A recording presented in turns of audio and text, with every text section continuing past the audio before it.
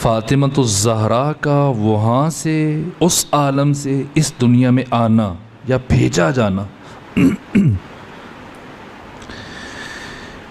نام فاطمہ، ذات فاطمہ، شخصیت فاطمہ اور آپ کے آنے کے لیے اہتمام، ادب، حرمت، یہاں تک کہ آپ سے وابستہ منسوب اور جڑی ہوئی چیزوں کی عظمت، یہ اپنے مقام پر محیر العقول ہے۔ انسان پریشان ہو جاتا ہے، حیران ہو جاتا ہے۔ اس درجہ اہتمام ذات فاطمہ کے لیے نہ، شخصیت فاطمہ کے لیے نہ، آپ سے منسوب چیزوں کی حرمت انسانی عقل سے ماوراء ہے۔ میں نے کل کی گفتگو میں یا پرسوں کی گفتگو میں سورہ مبارکہ دہر کی طرف اشارہ کیا۔ اہل سنت کے بزرگ عالم صاحب فاطمہ کی تعلیم خود خدا دے رہا ہے۔ دیکھیے، ایک بات اور کروں اور پھر آگے بڑھیں۔ ہم اپنی زندگیوں میں مختلف حالات سے گزرتے ہیں۔ کبھی ہم اکٹھے ہوتے ہیں، مل کے رہتے ہیں، کبھی ہم تنہا ہو جاتے ہیں۔ ہوتا ہے ایسا یا نہیں ہوتا؟ آپ پر کوئی ایسا وقت آتا ہے کہ آپ اس لمحے بالکل تنہا ہو، دن یا رات کے کسی لمحے میں، یا ہمیشہ مل کے رہتے ہیں، ہوتے ہیں تنہا۔ لیکن ایسا نہیں ہے۔ انسان زندگی میں ایک لمحے کے لیے بھی تنہا نہیں رہتا، ٹھیک ہے؟ کبھی تنہا نہیں ہوتا، سمجھتا ہے کہ اکیلا ہے۔ یہ پریشانی، اس کا اظہار اسد اللہ خان غالب نے کیا کہ پکڑے جاتے ہیں فرشتوں کے لکھے پہ ناحق۔ آدمی کوئی ہمارا دم تحریر بھی تھا کہ جو یہ دو کرامن کاتبین، یہ ہمارے محافظ جس 24 گھنٹے ساتھ رہتے ہیں، جو بھی دیکھتے ہیں لکھ لیتے ہیں۔ کاش کوئی انسان ہوتا لکھنے والا، جسے نیند بھی آ سکتی ہے، جو تھک بھی سکتا ہے، اونگ بھی آ سکتی ہے، جو انسان کی کمزوریوں کو بھی سمجھتا ہے، انسان کی مجبوریوں کو بھی سمجھتا ہے۔ وہ لکھنے والے ہیں کہ کہیں پر بھول چوک اور کہیں تھوڑی سی کمی کاستی کی گنجائش۔ کیا مطلب؟ انسان زندگی میں کبھی تنہا نہیں ہے۔ اگر اس حقیقت کو سمجھ لے تو کبھی گناہ ہی نہ کرے۔ جب مر جاتا ہے، اب آپ اسے قبر میں اتار دیتے ہیں، اب تنہا ہے، اکیلا ہے؟ نہیں، ابھی بھی اکیلا نہیں۔ ہم نے قبر سے باہر یا قبرستان سے باہر لکھ دیا آخری آرام گاہ، لیکن آرام گاہ نہیں ہے۔ چین سے سو رہا تھا میں، کس نے مجھے اٹھا دیا، یہاں بھی ستانے آ گئے، کس نے پتہ بتا دیا۔ وہاں کرامن کاتبین، یہاں ڈیوٹی بدل گئی۔ جیسے ہی قبر میں پہنچا، اب کون آ گئے؟ منکر و نکیر آ گئے۔ اب آرام کرنے دیں گے؟ نہیں، پوچھ تاچھ شروع ہو جائے گی۔ تو قبر میں تو اکیلے نہیں ہیں آپ، زندگی میں بھی اکیلے نہیں ہیں۔ جب اٹھیں گے تو خود اٹھیں گے یا کوئی اٹھائے گا؟ قرآن کیا کہتا ہے؟ کوئی اٹھائے گا۔ اٹھا کر جو مراحل طے کرنے آپ نے، وہاں تک کوئی آپ کو لے کے جائے گا، فرشتے ہیں۔ آگے پل صراط پہ کون کھڑا ہے؟ جس کے بارے میں قرآن کہہ رہا ہے کہ وَقِفُوهُمْ إِنَّهُمْ مَسْئُولُونَ، انہیں روکو، انہیں لائن میں لگاؤ، ان سے سوال کرو۔ پل صراط پر ولایت معصومین کا سوال کیا جائے گا، یہاں دوسرا کوئی سوال نہیں پوچھا جائے گا۔ کون ہے پوچھنے والا؟ فرشتے۔ آگے آئیے، میدان محشر میں مختلف ذمہ داریاں ہیں. کون انجام دے رہا ہے؟ فرشتے. جنت کے دروازوں پہ کون کھڑا ہے؟ دروازوں پر فرشتے. جہنم کے دروازوں پر، جنت کے اندر، جہنم کے اندر آگ فرشتوں کو نہیں جلاتی، اندر بھی انتظامات چلانے. جنت کے فرشتوں کے رئیس جناب رضوان، قرآن نے بیان کیا، فرشتے ہیں.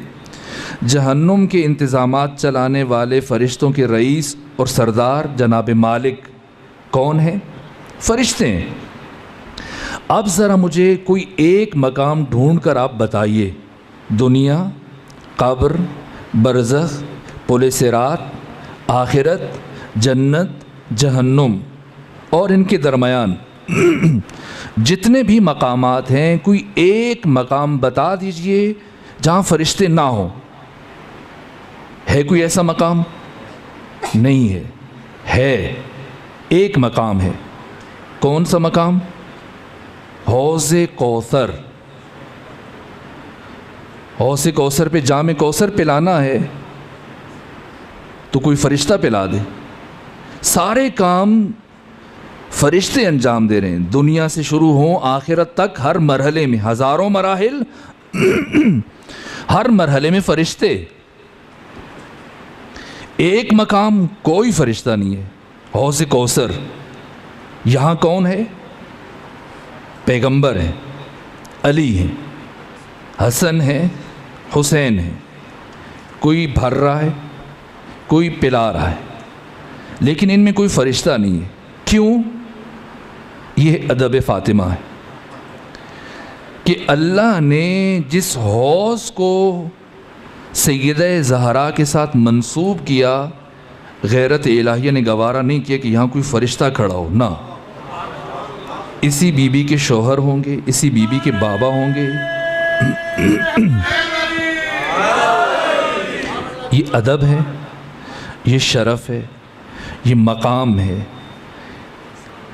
ما فوق بشر ہے، عقل انسانی سے ماورا ہے. اس لیے جہاں سورہ کوثر سیدہ کے تعارف میں ہے، وہاں سورہ قدر بھی مراد ذات فاطمہ ہے. استاد آیت اللہ وحید خراسانی یوں پڑھتے ہیں تفسیر بیان کرنے کے بعد. جب تفسیر بیان کرتے ہیں اس کے بعد یوں پڑھتے ہیں، کہتے ہیں کہ الفاطمہ ومل فاطمہ وما ادراک مل فاطمہ.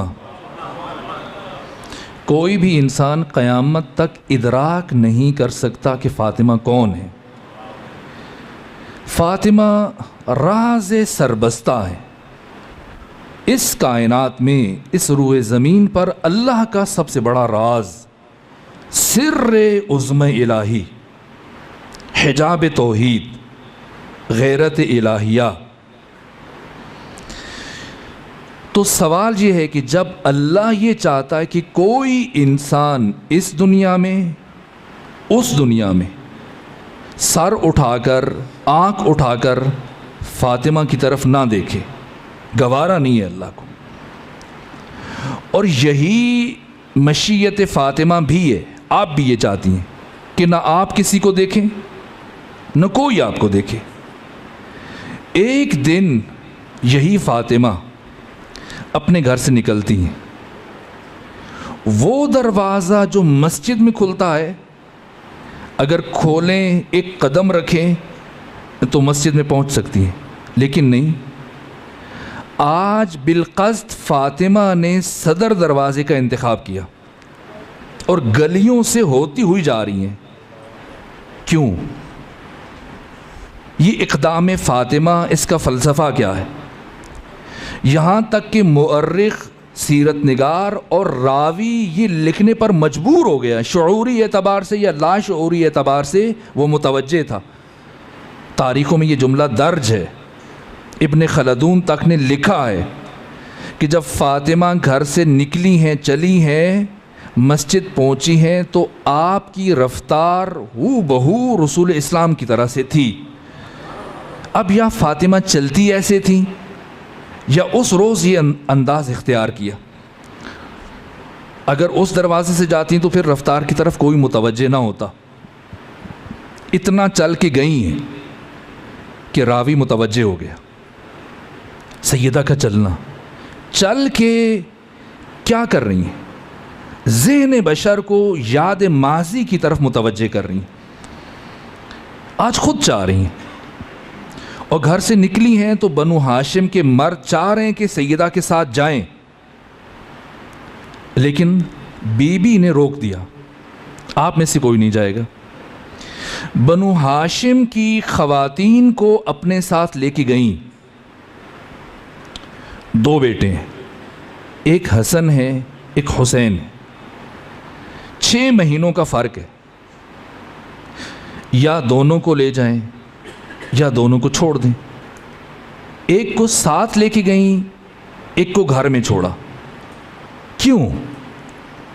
حسن کو ساتھ لے کے گھر چھوڑا اور حسین کو ساتھ لے کے گئیں. کیوں؟ کیا مقصد ہے؟ ایک ایک قدم، ایک ایک عمل، اس میں کیا حکمت ہے؟ حسین کو اس لیے ساتھ لے کے گئیں اور پورا خطبہ دیتے ہوئے حسین کو دائیں طرف کھڑے رکھا، زینب بنت علی کو بائیں طرف کھڑے رکھا. کیوں؟ حاکم وقت کو، خلیفہ وقت کو مسلسل یہ سمجھانا تھا کہ دیکھو، جس حسین کے آنے پر وارث حدیث نے، جس کا بیان خود حدیث ہے، جس کے آنے پر خود وارث حدیث اپنے بیان حدیث سے دستبردار ہو جائے اور منبر چھوڑ کر اس کے استقبال کے لیے آئے، اس کے آ جانے پر اب تم کسی جھوٹی حدیث کا سہارا لینے کی کوشش نہ کرنا. 2 بیٹیاں ہیں، ایک زینب ام کلثوم، دونوں کو گھر چھوڑ دیں، دونوں کو ساتھ لے کے آئیں. ایک کو گھر میں چھوڑا، ایک کو ساتھ لے کے جا رہی. جس نے 61 ہجری کی کربلا میں خاموش رہنا تھا اسے گھر میں چھوڑا، اور جس نے 61 ہجری کی کربلا میں یہیں سے اپنے خطبے کو آگے بڑھانا تھا اسے ساتھ لے کے گئیں، تاکہ زینب بنت علی سیکھ لیں کہ اپنے دور کے طاغوت اور باطل کو کیسے للکارا جاتا ہے. آئیے، جو کام فاطمہ نے کیا، کیا غیر از فاطمہ کوئی دوسرا کردار، کوئی بھی دوسرا انسان یہ کام انجام دے سکتا تھا یا نہیں دے سکتا تھا؟ جو باتیں آپ کی خدمت میں پہنچ رہی ہیں، میں کوشش کروں کہ اساسی ترین باتیں آپ تک پہنچیں. دوسرے درجے کی بات کوشش ہو رہی ہے کہ نہ کی جائے. جیسا میں نے مولا متقیان کی شخصیت میں یا غدیر کے بیان میں عرض کیا تھا کہ علی ابن ابی طالب ترجیحی محور نہیں ہے، انحصاری محور ہے، یہاں بات ختم ہو جاتی ہے. اسی طرح سے انقلاب فاطمہ، جو کام بی بی نے کیا ہے، کیا کامیاب ہوئیں یا نہ ہوئیں، گفتگو کے آخر میں جائزہ لیں گے. جو کام بی بی نے کیا ہے کیا وہ کوئی دوسرا کر سکتا تھا؟ ممکن نہیں تھا، کسی کے لیے بھی ممکن نہیں تھا. یہ مضبوط ترین، توانا ترین، رسا ترین آواز صرف فاطمہ کی تھی. اگرچہ اس انقلاب کی پاداش میں جو آپ کے ساتھ ہوا سو ہوا، آپ جانتے ہیں، لیکن ان کے علاوہ کوئی دوسرا یہ کام نہیں کر سکتا تھا. آئیں جائزہ لیتے ہیں. پیغمبر آپ کا وصال ہوا، وفات ہوئی پیغمبر کی. علی ابن ابی طالب چند قریبی صحابہ کے ساتھ غسل میں، کفن میں مصروف ہیں. جنازہ، چونکہ جنازے میں بہت وقت لگا، ایسا نہیں ہے کہ کسی نے امامت کرائی اور ایک ہی مرتبہ 5 تکبیریں، 7 تکبیریں، 9 تکبیریں، 11 یا 70، نہ، ایسا نہیں. غلام احمد حریری نسبتاً میں دیکھتا ہوں کہ بہت اچھا لکھتے ہیں. انہوں نے آپ کی جو 11ویں جماعت کی جماعت اسلامیات اختیاری ہے، یہ انہوں نے لکھی ہے. انہوں نے بھی یہ چیز لکھی ہے، اور باقی چیزوں کو بھی یہ کافی اعتدال کے ساتھ درج کرتے ہیں. پیغمبر کا نماز جنازہ ایسے نہیں پڑھا گیا، بلکہ جب صفیں درست کرنے لگے صحابہ تو حضرت نے فرمایا کہ نہ، ایسے نہ پڑھو۔ کہ پھر کیسے پڑھیں؟ کہ پیغمبر کی زندگی میں حتیٰ ان کے جسد پر کوئی دوسرا امام نہیں بن سکتا، کہ پھر کیسے کریں؟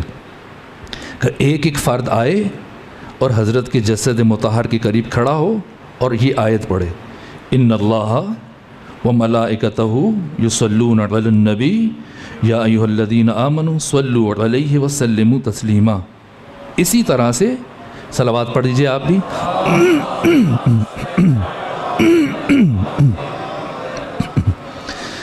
اچھا، یہاں اب صحابہ کرام گلی میں بھی ہیں، حجرے میں بھی ہیں، اور اپنی عقیدت کا اظہار کر رہے ہیں۔ آپ خود سوچ سکتے ہیں کہ کیفیت کیا ہوگی، پیغمبر کی وفات پر دلوں کی حالت کیا ہوگی۔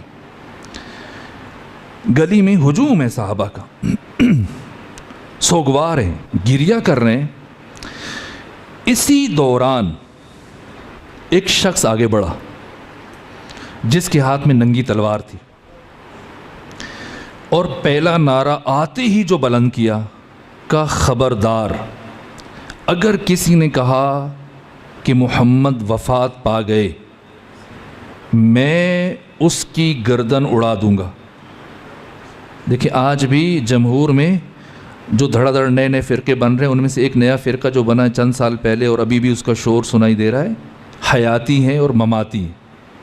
اس کا جو نقطہ آغاز ہے وہ یہی فکر ہے، خبردار اگر کسی نے کہا کہ پیغمبر وفات پا گئے تو میں اس کا سر تن سے جدا کر دوں گا۔ ایسی کیفیت میں سہم گئے افراد، پریشان ہو گئے اور ایک نئی کیفیت سے دوچار ہو گئے کہ بھئی یہ کیا ہو رہا ہے۔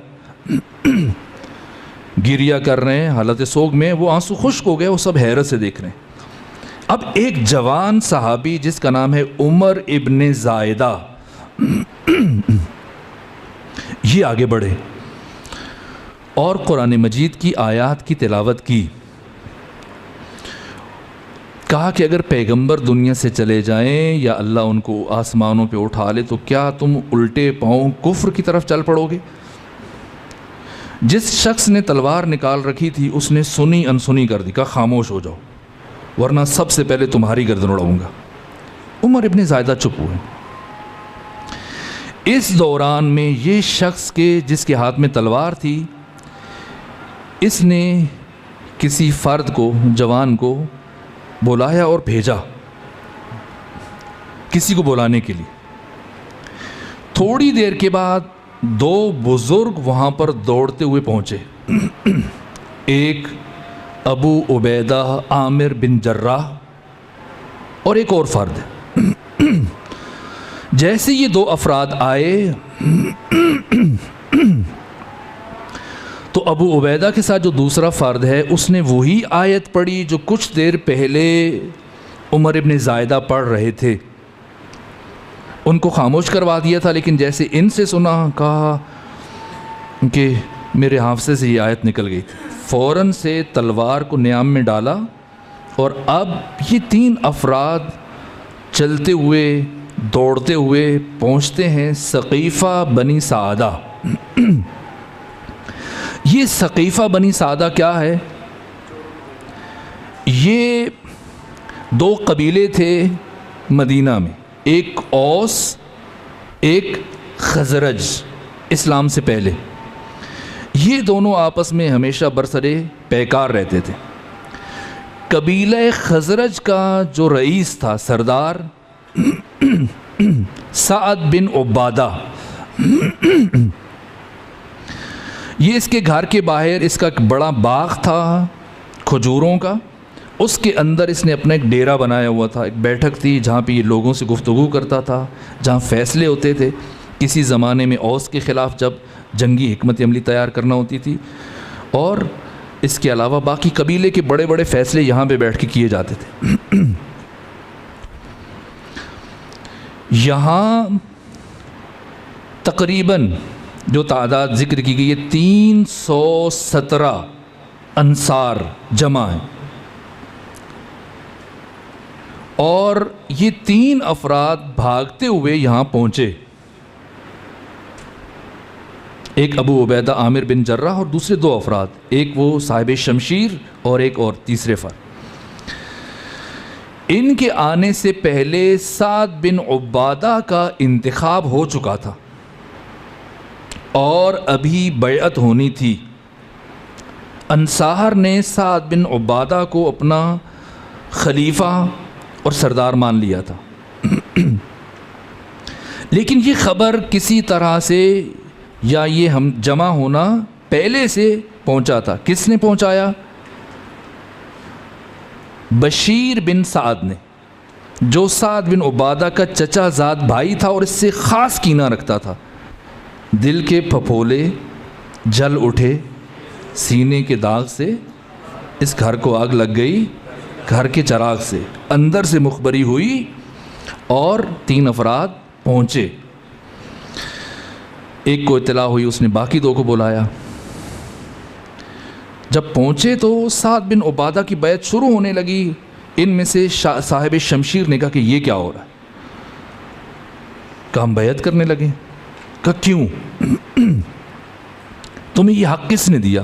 کہا ہماری خدمات ہے، ہم نے تمہیں اپنی وراثت میں شریک کیا، اپنے مال میں شریک کیا، جائیداد میں شریک کیا، یہاں سے تک کہ تم میں سے جو آئے اور ہمارے پاس 2 بیویاں تھیں اگر کسی کے پاس، تو اس نے ایک کو طلاق دی تاکہ تم مجھ سے شادی کر سکو۔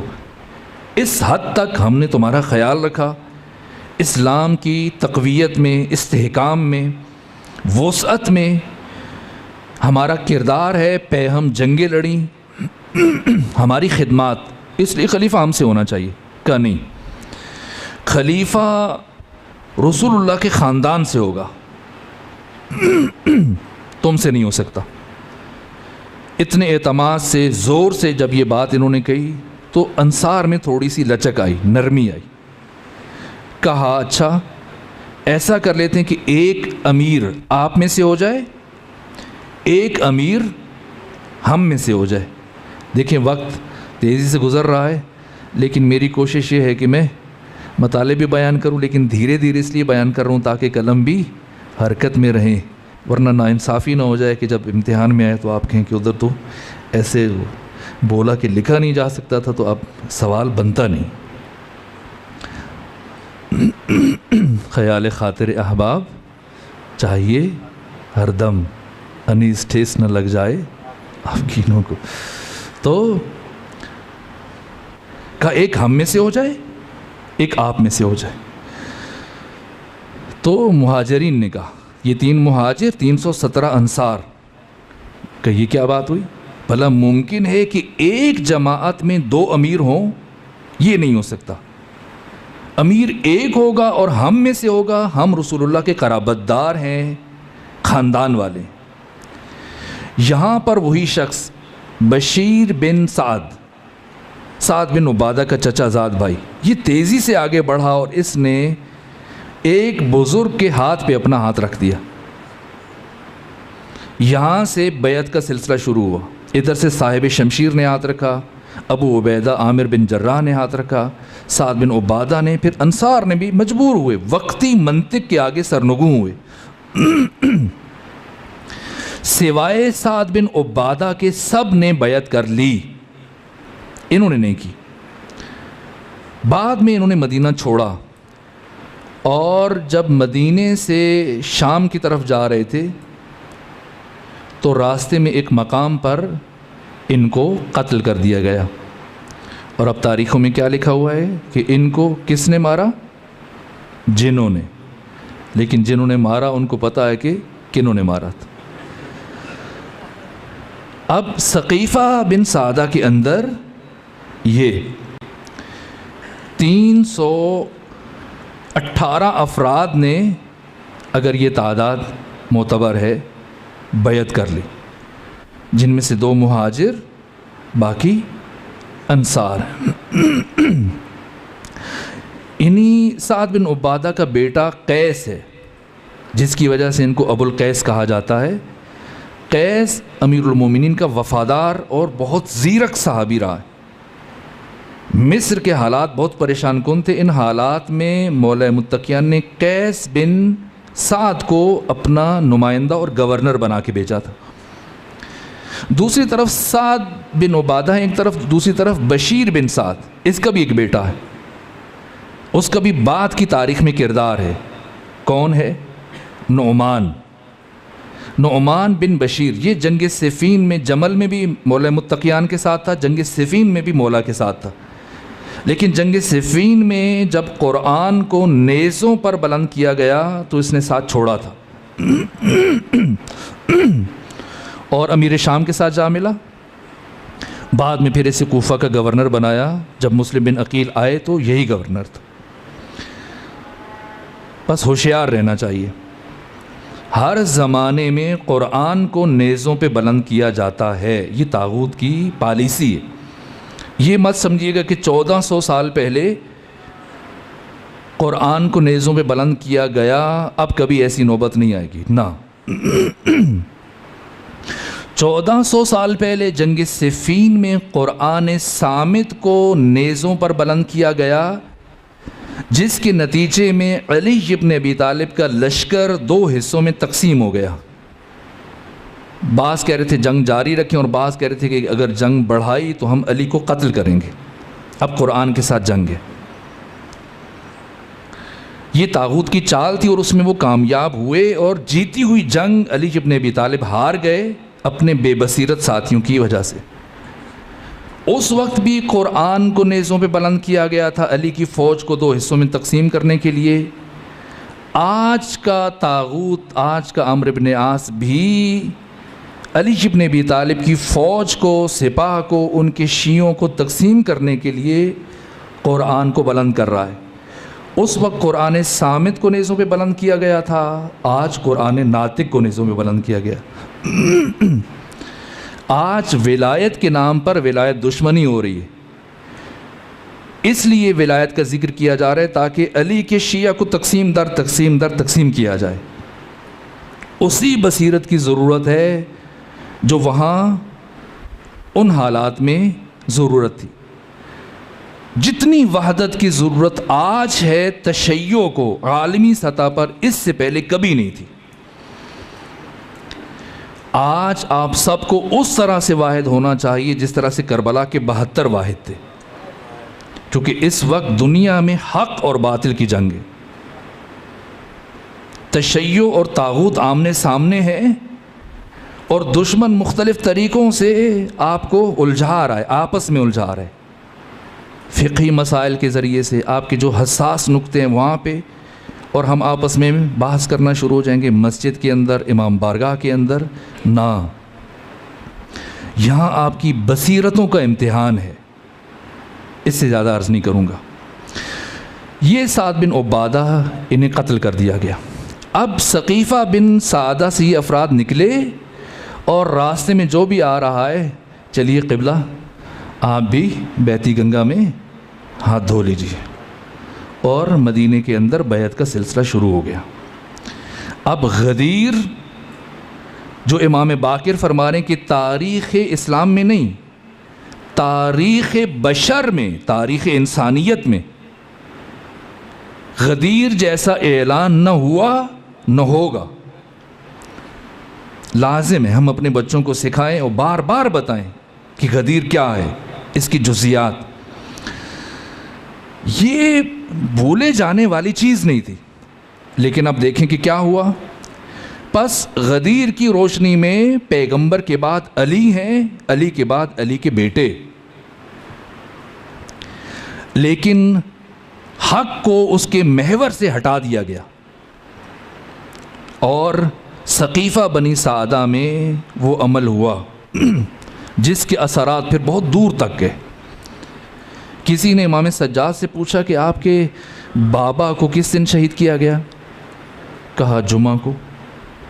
کہا آپ کی پھوپھی تو کہتی ہیں پیر کے دن، سوموار کو. تو کیا وہ غلط کہتی؟ کہا نہیں، وہ بھی ٹھیک کہتی. کہ یہ کیسے ممکن ہے کہ ایک انسان 2 الگ وقتوں میں شہید ہو؟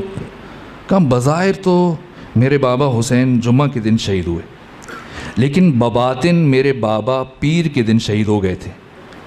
جو میری پھوپھی نے فرمایا قتل الحسین بالسقیفہ، حسین روز ثقیفہ. بس یہ دن بہت اہم ہے. غدیر فراموشی کا نتیجہ ہے کربلا، اور کربلا سفر بازگشت ہے بسوئے غدیر. کربلا اس لیے برپا ہوئی کہ غدیر کو فراموش کیا گیا، اور اب کربلا کا ذکر اس لیے کہ بشریت دوبارہ غدیر کی طرف پلٹ جائے. سمجھیں عزاداری کی ارزش کیا ہے، عزاداری کی اہمیت کیا ہے. اب رسول اللہ کے جانشین ہیں علی، لیکن اب میں کون سی تعبیر بیان کروں جو زیادہ بہتر ہے؟ خلافت کو علی سے محروم کیا گیا یا علی کو خلافت سے محروم کیا گیا؟ بہرحال اب ایک گروہ ہے انصار، ان کا بھی کردار ہے. بعد میں جناب سیدہ نے کسی کو بھیجا، ابن عباس سے کہا کہ جاؤ انصار سے کہو کہ تمہیں کیا ہو گیا تھا. انہوں نے کیا جواب دیا؟ کہ ہمیں یقین تھا کہ خلافت آپ تک نہیں پہنچنے دی جائے گی، اس لیے کہ جب آپ کو نہیں ملے گی تو کم سے کم ہم تو لیں. بس ایک گروہ انصار ہے. یہ دیکھیں، یہ ذہنیت کی عکاسی ہو رہی ہے. تاریخ کے یہ الفاظ آپ کو بہت کچھ سمجھا رہے ہیں. یعنی یہ باتیں اتنی تھیں، اندر چل رہی تھیں کہ ان کو بھی پتا تھا کہ یہ ہوگا. اچانک کچھ نہیں ہوا، سب کچھ پری پلانڈ تھا. پھر ثقیفہ بنی سعدہ کے اندر جو عہدوں کی تقسیم ہے، اس سے دیکھیں کہ سب کچھ طے شدہ تھا. 3 افراد گئے، جن کی بیعت ہوئی وہ خلیفہ بنے. جو صاحب شمشیر تھے وہ قاضی القضات بنے، چیف جسٹس. 3 ہی تو بڑے عہدے ہیں. اور جو تیسرے تھے ابو عبیدہ عامر بن جراح، ان کو وزیر خزانہ بنا دیا گیا. اساسی عہدے 3 ہی تھے، تینوں میں تقسیم ہو گئے. عہدوں کی تقسیم بتا رہی ہے کہ سب کچھ طے شدہ تھا. اب یہ شخصیت برسر اقتدار آ گئی. کتنے مخالف ہیں حزب حاکم کے؟ پہلے انصار، لیکن انصار اب بول سکتے ہیں چونکہ وہ قریش کی وقتی منطق کے آگے سرنگوں ہو گئے. اب وہ کچھ نہیں کر سکتے. جب ہاتھ رکھ دیا اب ہاتھ نہیں اٹھا سکتے. دوسرا بڑا گروہ ہے بنو امیہ، اور ان کا رئیس، ان کا سردار، جس کی پوری پلاننگ یہ تھی کہ کسی بھی طرح سے پیغمبر کے بعد یہ خلیفہ بنے. ساری تیاری مکمل تھی. ہوا یہ کہ پیغمبر جو 4 دن بیمار رہے، ان بیماری سے پہلے یہ فرد مدینے میں نہیں تھا، شام تھا تجارت کے لیے. اور شام میں جب اطلاع ملی کہ پیغمبر وفات کر گئے تو سب سے پہلا سوال یہ پوچھا کہ خلیفہ کون بنا. اور جب بتایا گیا تو سارا مال وہیں غلاموں کے سپرد کیا. اس شخص نے تیز رفتار گھوڑا لیا، اسے دوڑاتا وہ مدینے پہنچا. گھر نہیں گیا، سیدھا جناب عباس کے پاس گیا جو چچا ہیں رسول اللہ کے اور امام علی کے. کہا یہ خلافت یا تو بنو ہاشم کا حق ہے جن میں اہل افراد کی کمی نہیں، اور ان میں سے برجستہ ترین خود علی ہیں. اگر وہ قبول نہ کریں تو بنو امیہ کا حق ہے ہمارا. یہ بنو تمیم کے پست قبیلے کا فلاں فرد وہ کب اس قابل تھا کہ وہ خلیفہ بنے؟ تو عباس نے کہا ہاں پھر کیا کریں، اب تو ہو گیا جو ہونا تھا. کہا نہیں، کیوں ہو گیا؟ آپ میرے ساتھ چلیں، ہم دونوں چلتے ہیں علی کے پاس، اور آپ علی سے کہیں کہ وہ مسجد نبوی میں کھڑے ہو کر لوگوں کے سامنے ایک دفعہ یہ کہہ دیں کہ خلافت میرا حق ہے، لے کے دینا میرا کام ہے. میں مدینے کی گلیوں کو گھوڑا سواروں سے اور پیادہ لوگوں سے بھر دوں گا. جتنے تیر، تلواریں، نیزے، گھوڑے، اونٹ، ہاتھی، خچر، سپاہی سب میرے. علی صرف کہہ دے کہ خلافت میرا حق ہے، لے کے دینا میرا کام ہے. کس نے کہا؟ ابو سفیان نے، سردار بنو امیہ نے۔ عباس خوش ہوئے، کوئی تو ہے کہ اس مشکل وقت میں ہمارا ساتھ دے رہا ہے، اسی لیے کہہ رہا ہوں بصیرت چاہیے کہ اگر کوئی ایک طرف آپ پہ حملہ کرے، آ کر مسجدوں میں اب بم گرائے، جلوسوں میں قتل و غارت گری کرے، اور پھر کوئی ملک دروازے کھولے کہ آئیے ہم آپ کو پناہ دیتے ہیں، نہ، سمجھا کریں کہ ایک شخص آپ سے دشمنی کر رہا ہے، ایک طرف سے دوسری طرف سے آپ کے لیے دروازے کھول رہا ہے۔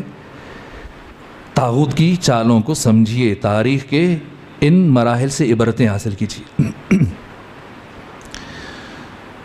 کیا عرض کر رہا تھا میں؟ جیسے ہی پہنچے، علی ابن ابی طالب مسجد میں تھے، قرآن مجید کی تلاوت کر رہے تھے قبر رسول کے پاس۔ سردار بنو امیہ نے عباس سے کہا، عباس نے ان کی بات دہرائی، حضرت کے چہرے کا رنگ سرخ ہو گیا۔ اب سردار بنو امیہ کی طرف دیکھا کہ سنو، خلافت میرا حق ہے، اس میں تو کچھ شک نہیں ہے، لیکن علی ابن ابی طالب کو یہ سمجھ میں نہیں آ رہا کہ تو مسلمان کب سے ہو گیا، کہ تو مسلمانوں کے امور میں مداخلت کرے، تو محدور الدم ہے، چونکہ تم نے کلمہ پڑھ لیا اس لیے بحکم خدا اور رسول ہم مجبور ہیں کہ ہم تمہارے اوپر تلوار نہیں اٹھا سکتے، لیکن یہ حق تمہیں کس نے دیا کہ تم مسلمانوں کے اساسی امور میں مداخلت کرو؟ یہ کہا اور اٹھ کے کھڑے ہوئے۔ آہستہ آہستہ لوگ، چونکہ باتیں بلند ہو چکی تھیں، تو کونوں سے ادھر ادھر سے جمع ہو رہے، اب کافی لوگ اکٹھے ہو گئے، اب علی کھڑے ہوئے اور 5واں خطبہ ہے ناج البلاغہ کا، فرمایا ایھا الناس شقوا امواج الفتن بسفن النجا، اے لوگو فتنے کی موجوں کو نجات کی کشتی کے ذریعے سے چیر دو، وَعَرِّجُوا عَنْ طَرِيقِ الْمُنَافَرَةِ، اور خود کو نفرت کے راستوں سے الگ کر دو، وَازَعُوا تِیجَانَ الْمُفَاخَرَةِ، اور خود کو اپنے سروں سے فخر و مباحات کے تاج اتار کے زمین پہ رکھ دو۔ ابو سفیان، جو پانی تو علی کو پلانے کے لیے آیا ہے، ھذا ماء آجن، یہ گدلا پانی، گدلا پانی ہے، وَلُقْمَةٌ يَعُثُّ بِهَا آكِلُهَا، ایسا لقمہ ہے کہ جو کھانے والے کے گلے میں پھنس سکتا ہے۔ کل جب میں نے خود یہ بات کہی اپنے حق میں کہ میں رسول کا جانشین ہوں، ان اقل یقولو حرس علی الملک، تو سب لوگوں نے کیا کہا؟ جو کھڑے تھے ان سے خطاب کیا، کیا کہا؟ یقولو حرس علی الملک، علی حکومت کا حریص ہے۔ وَإِنْ أَسْكُتْ يَقُولُوا جَزِيَ مِنَ الْمَوْتِ، پھر تمہارا رویہ دیکھ کر جب میں خاموش ہوا تو تم نے کیا کہنا شروع کر دیا؟ علی موت سے ڈر گیا۔ ہیہات بعد اللتی واللتی، یہ محاورہ ہے، اب اس کی تفسیر نہیں کر سکتا، مفہوم عرض کروں گا۔ ہرگز نہیں، بدر و احد، خندق و خیبر دیکھنے کے بعد کہہ رہے ہو کہ علی موت سے ڈر گئے۔ واللہ لابن ابی طالب آنس بالموت من الطفل بسجی امہ، اللہ کی قسم، ابو طالب کے بیٹے علی کو موت سے اتنی شدید محبت ہے جتنی ایک چھوٹے بچے کو اپنی ماں کے دودھ سے، یا اس سے بھی زیادہ۔ پھر خاموش کیوں ہوا؟ فلسفہ سکوت علوی بل اندمجت علی مکنون علم لو بہت لستربتم اضطراب العرشیۃ فی طویل بعیدہ۔ اب یہ ٹھنڈا اور واضح جواب ملنے کے بعد سردار بنو امیہ یہاں سے چلا، لیکن کہاں گیا؟ خلیفہ کے پاس۔ جب ادھر دال نہ گلی تو اب وہاں پہنچا اور خلیفہ کو دھمکی دی، کہا تمہیں میری سماجی حیثیت کا پتہ ہے، میری عددی قوت کا پتہ ہے، میری معاشی طاقت کا اندازہ ہے، میری معاشرتی حیثیت کا تمہیں پتہ ہے، میری سیاسی قوت کا؟ دھمکایا۔ یہ اقتدار میں تجھ سے چھین لوں گا۔ حزب حاکم مزاج آشنا ہے۔ کہا نا، آپ ایسی بات کیوں کر رہے ہیں؟ اگر ہم اقتدار میں آئے تو سمجھیے اقتدار آپ کا ہے، آپ اموال میں بھی شریک ہیں، اقتدار میں بھی شریک ہیں۔ جتنا بیت المال پڑا تھا سارے کا سارا اٹھا کر اسے دے دیا اس کا منہ بند کرنے کے لیے، اور کہا جیسے جیسے فتوحات کا سلسلہ آگے بڑھے گا آپ کے بچے اقتدار میں ہمارے ساتھ ہیں۔ وعدہ پورا کیا گیا، شام کی حکومت دی گئی جو تدریجاً پھیل کر پھر پوری اسلامی دنیا پر 40 ہجری میں پھیل گئی۔ اب بتائیے، ایک انصار، دوسرے مہاجرین۔ انصار خاموش ہو گئے، مہاجرین بنو امیہ ان کے ضمیر کو خرید لیا گیا۔ حزب حاکم کا مخالف تیسرا گروہ کون ہے؟ بنو ہاشم، ان کے سردار علی کے شاگرد اور علی کے صحابی۔ اب یہ گروہ ہے جس سے حکومت کو خطرہ ہے کہ یہ گروہ تلوار اٹھا سکتا ہے۔ کیا انہوں نے تلوار اٹھائی؟ ایک نے اٹھائی تھی۔ جب مولا متقیان کے گلے میں رسی ڈال کے لے کے جا رہے تھے تو ابو ذر نے تلوار نکالی تھی، لیکن اسی حالت میں علی ابن ابی طالب نے جب ابو ذر کو تلوار نکالتے دیکھا تو ابو ذر کو نہیں روکا، سلمان کی طرف دیکھا، اور سلمان دوڑتے ہوئے ابو ذر کے پاس گئے کہ آج جب فاتح خیبر تلوار نہیں اٹھا رہے تو تم کیسے تلوار نکال رہے ہو؟ وہ تلوار دوبارہ نیام میں چلے گی۔ بنو ہاشم نے تلوار نہیں اٹھائی، اولاد علی نے تلوار نہیں اٹھائی، اصحاب علی نے نہیں اٹھائی۔ کیوں نہیں اٹھائی؟ وہ علی جو ٹوٹی ہوئی تلوار کے ساتھ جنگ احد میں تنہا ہزاروں دشمنوں کا مقابلہ کر سکتا ہے، وہ علی اگر ثقیفہ میں پہنچ جائیں کتنا وقت چاہیے تو بات جڑ سے ختم ہو جائے۔ علی نے تلوار کیوں نہیں اٹھائی؟ بنو ہاشم نے تلوار کیوں نہیں اٹھائی؟ ایک صلوات پڑھیے خاندان فاطمہ کو۔